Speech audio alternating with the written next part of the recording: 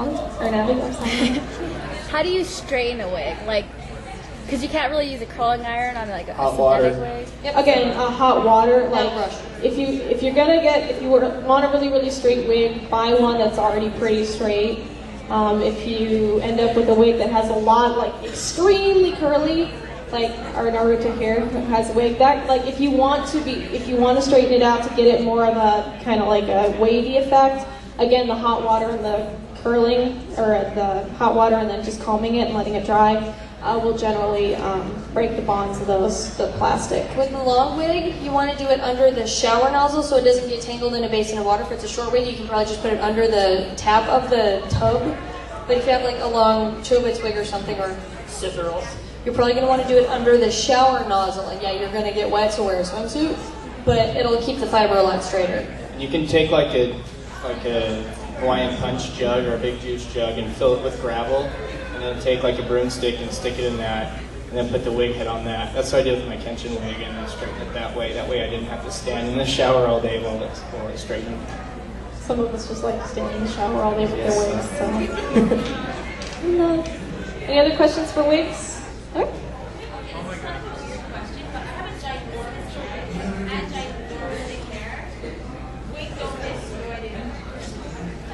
The one you have looks pretty freaking awesome. Yeah, I was going to say, your wig looks amazing. They do have extra large wigs out there. They're a little harder to find, but you can order them with really large wig caps. If you have a lot of hair, I have a friend who has hair down to here that is thicker than thick. She's from India, so it's just this extremely thick, long black hair.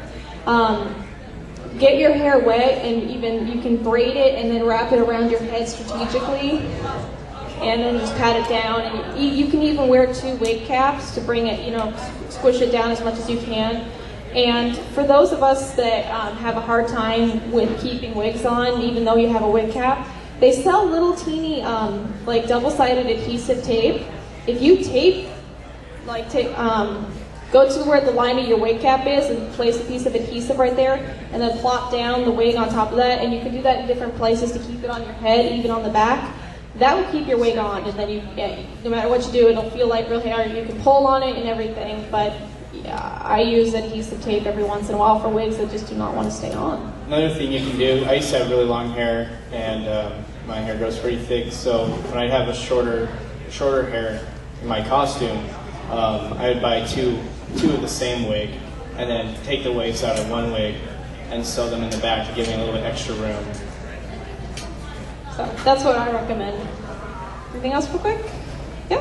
Is there any wigs that don't shine when you take a picture? The higher the quality they are, the Keklong fiber is really, really good. Like this wig, it's not going to shine under the light because it looks like real hair. The fibers are just really, and the human hair wigs, if you want to, they're a lot more expensive, but if you get a hybrid, they're a little more affordable.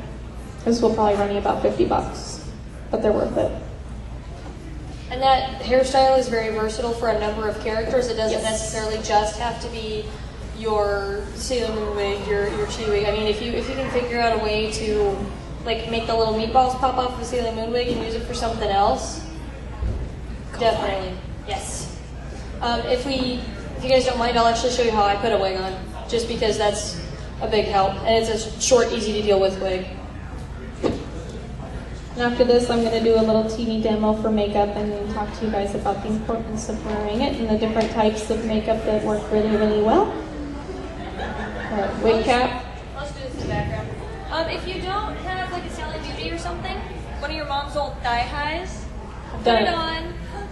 Make sure all your hair is smushed down the way it's supposed to be, and then tie it in a knot with a little bit of extra room in it, and then snip it off, and that's a great wig cap. Most of them have control top with like the rubber lining. Big help. Yes, if you get the ones with the rubber linings on it, it'll act as an adhesive to your head, so it'll stick, and you can pull it back, and it won't go anywhere. I'm the shonen type.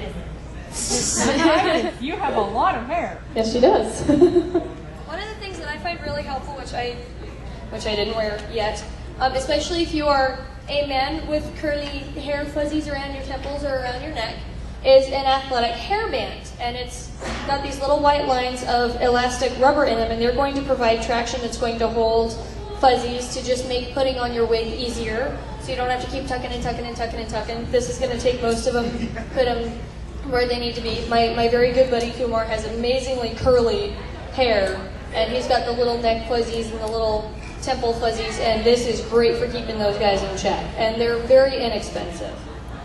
I myself don't recommend putting your hair in a ponytail here, because that is where you're going to have a big awkward tumor in your wig.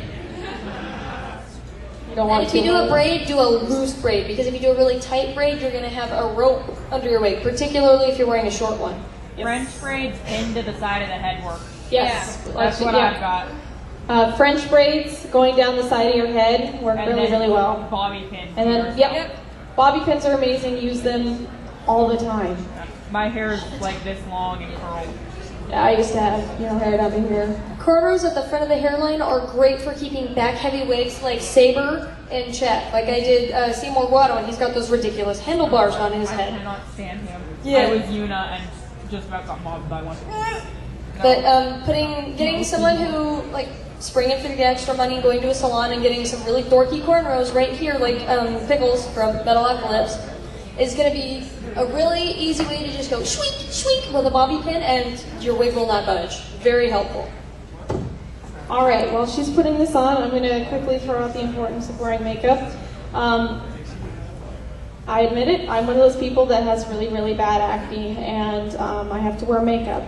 And unfortunately, that is just kind of who we are. I mean, a lot of us have that same problem, and we won't deny it. All of us do.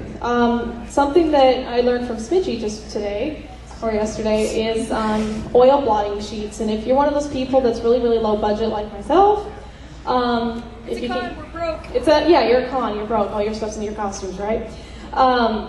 They have little oil blotter sheets, which is basically a little bit of tissue paper, and what you can do is just pat your face on it, and it'll get rid of any of the excess oils that are on top of your face, so when you get your picture taken, you're not shining like a light bulb.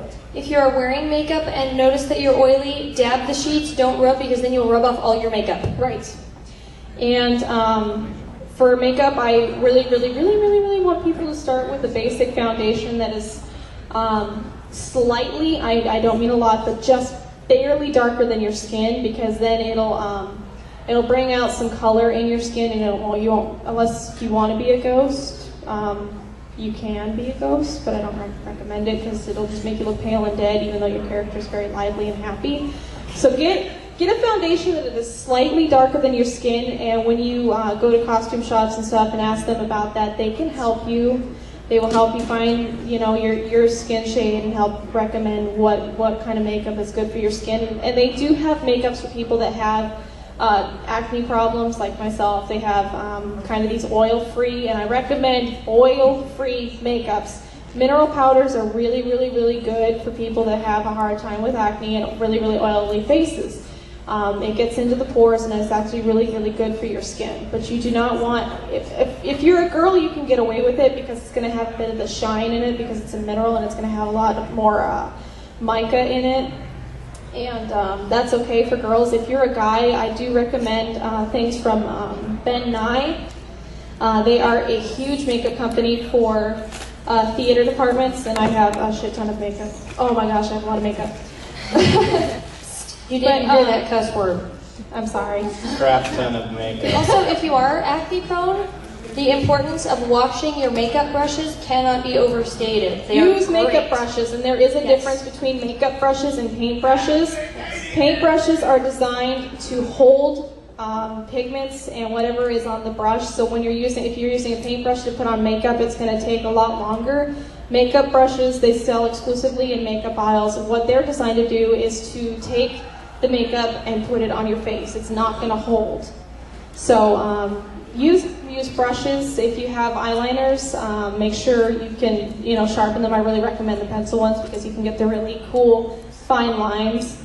But Ben Nye comes in all kinds of colors, shades. They have powders. They have liquid latexes, which I'm going to do a quick demo on for scars, because there's a lot of characters out there that are just beaten up, and they've got these cool battle scars, and they're just so awesome. And they're so fun to do as a makeup artist. I just love those scars. I did the zombie makeup for the opening Thriller, so you guys like that and you like to bleed and look real without, oh my god, you have a bunch of latex on your face. I have noticed that the Magicolor Ben Nye stuff does not stay on very long. Okay, yeah, and there's like different, sometimes spray. there's stuff that won't stay on, but in order to keep makeup from staying on, I recommend, do you use a sealer? Yeah. Okay. Well, Same brand. And it depends on, sometimes it will depend on the type of skin that you have. Some skin will just not take to makeup very well and you might need to just constantly reapply, but they have all kinds of different, like they have powder sealers and liquid sealers that you can just spray on. They even have like a matte. Well, hairspray works too, but then you're walking around all sticky. The alcohol can severely dry out your skin, and if you're oil prone, your skin will make more oil, and your makeup will go. So for not oil prone skin, that's a good idea. But if your skin is very oily,